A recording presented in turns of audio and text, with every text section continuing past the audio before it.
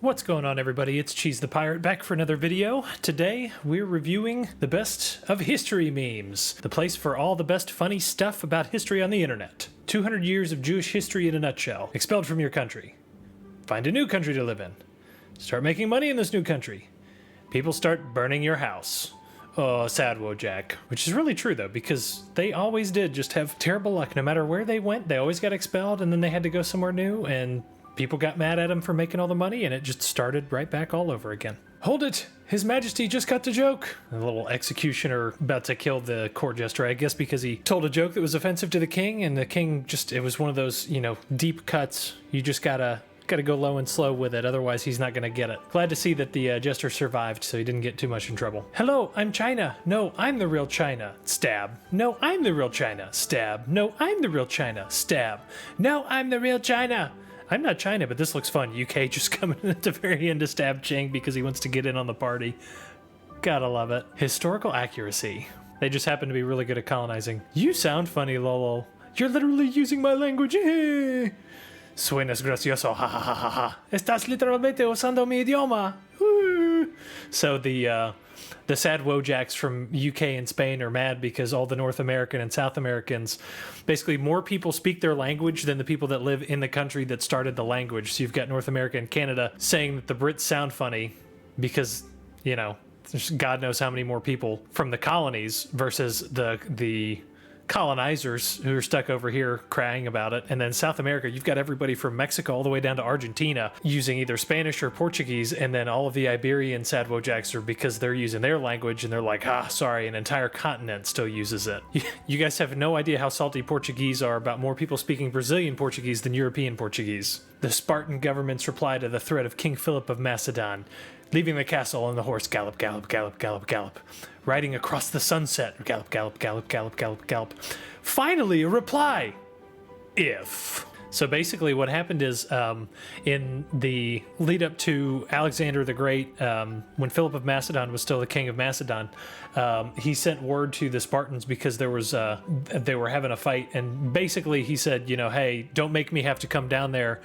If I come down there, you guys are going to regret it. And the Spartans sent this one-word answer back that just says, if, meaning that he wasn't going to come down there because he was too scared of the Spartans. He wasn't actually going to do anything. He was just going to say he was. Gotta love it to the laconic Spartans. Literally the word laconic coming from Laconia, which is another word for Sparta. Now I am become death. Oppenheimer, when the bomb he designed to explode explodes. Oh no, it's terrible, what a tragedy. Meanwhile, von Neumann, cool explosion, let's build 10,000 more. Teller, cool explosion, let's make one with that 10,000 times bigger. So apparently the build 10,000 more is from because von Neumann is the one who came up with MAD, mutually assured destruction, and apparently we had over 30,000 nukes at the peak of that strategy. And then apparently Teller proposed a bomb design that was 660. This number I don't think is quite right. That seems a little odd. 666,666 times bigger than the one on Hiroshima. My friend and I, after taking AP European history, did you understand any of that? I can personally tell you from high school, all of my friends who took AP Euro were like, oh my God, we never want to see a medieval family tree ever again, because that shit was a absolute hot mess, especially with the Habsburgs, because the Habsburg family tree is more like a Habsburg kudzu vine. It just kind of goes everywhere and takes over everything. Let me see if I can find an image of the Habsburg family tree here.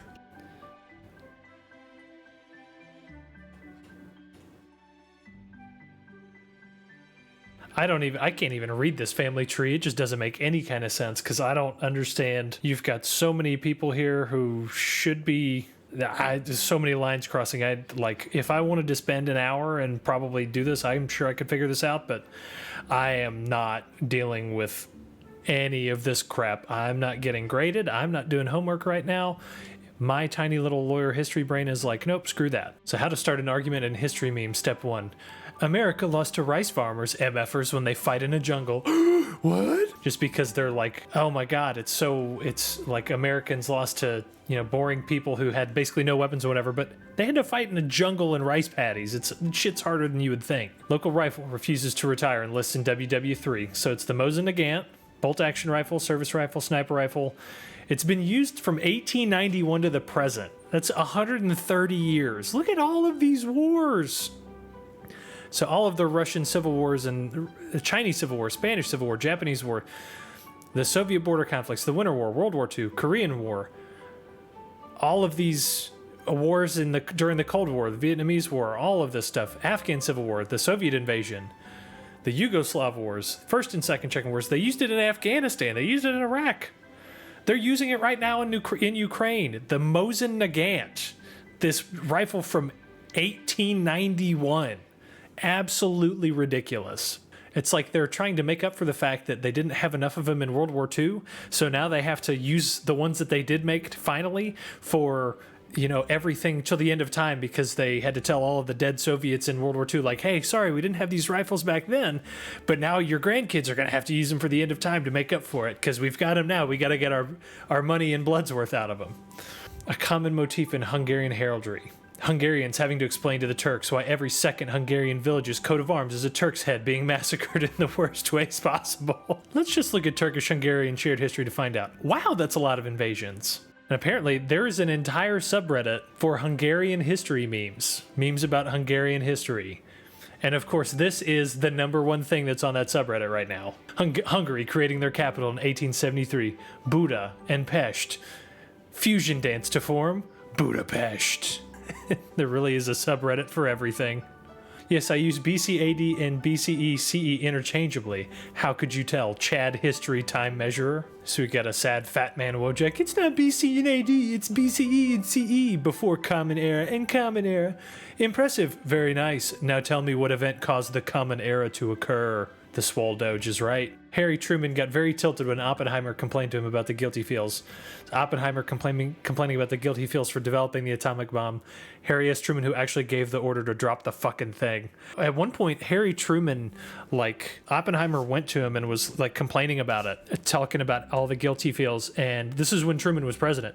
And Truman basically just flipped out, pretty much told Oppenheimer, he said, shut the fuck up, grow a pair, and basically after the meeting, he told his secretary he never wanted to talk to Oppenheimer again. It was that bad. Truman was that pissed about Oppenheimer talking about it. So we've got Doc with the squiggly no German symbol on his chest. He's mine!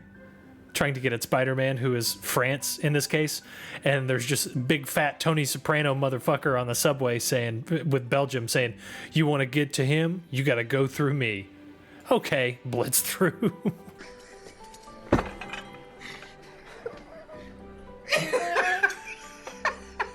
How it is today. The Macedonians were Greeks. How it was before Alexander. Macedonians. Hey, can I come into the cool Greek club? Greeks are like, no. It's okay. We got you. Just stay outside. It's okay. The Ottomans have breached the defenses of Constantinople. The city is falling, and the 1,123-year-old Byzantine Empire is in its death rattle. Emperor Constantine XI. Just kicking ass and taking names, going out with a bang. Telling everybody, with me, let's go get him. A heroic last stand, the last ride of the Rohirrim.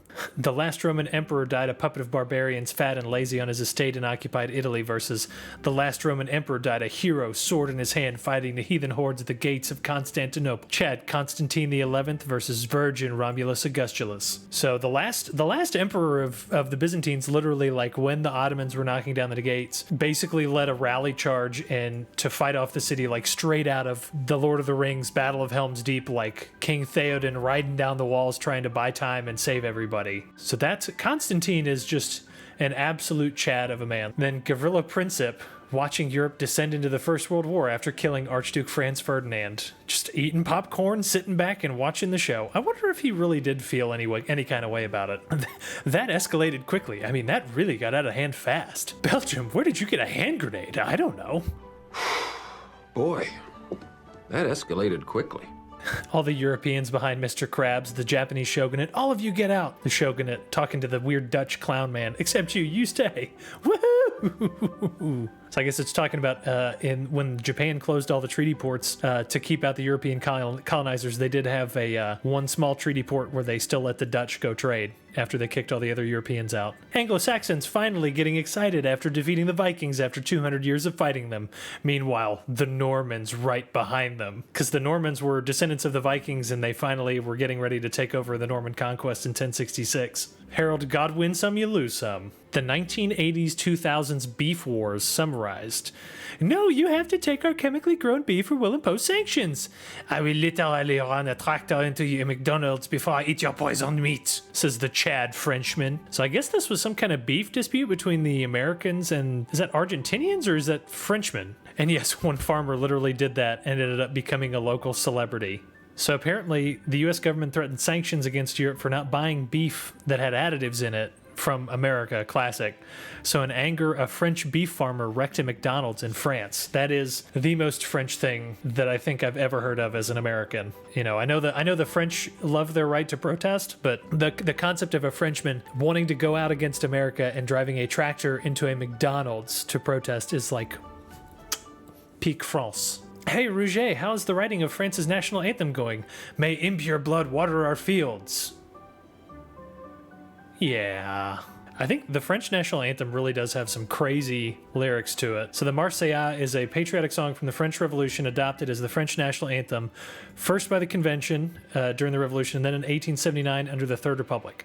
The first 6 verses were written by Roger de Lille under the title Chant de guerre pour l'armée du Rhin in Strasbourg in 1792 as part of the war against Austria. In this context, La Marseillaise is a Revolutionary War song, an exhortation to fight against foreign invasion, and a patriotic call for general mobilization, but also a hymn to freedom and a call to fight against tyranny. So here's some of the anthem. Hold on, let me see if we can get... So here is the Marseillaise.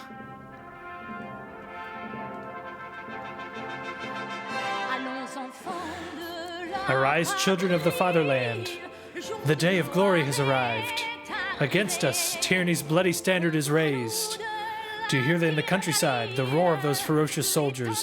They're coming right into your arms to cut the throats of your sons, your women. Oh my God, that's terrible. To cut the throats of your sons and your women? Oh my God, the French are a lot more hardcore than I fucking thought. Holy shit. All right, and that has been History Memes in Review. Thanks everybody for coming out. Leave a like and subscribe down below. And I'll catch you guys next time for some more funny reviews and for whatever else we feel like getting up to. Until next time, y'all have a good day and bye-bye.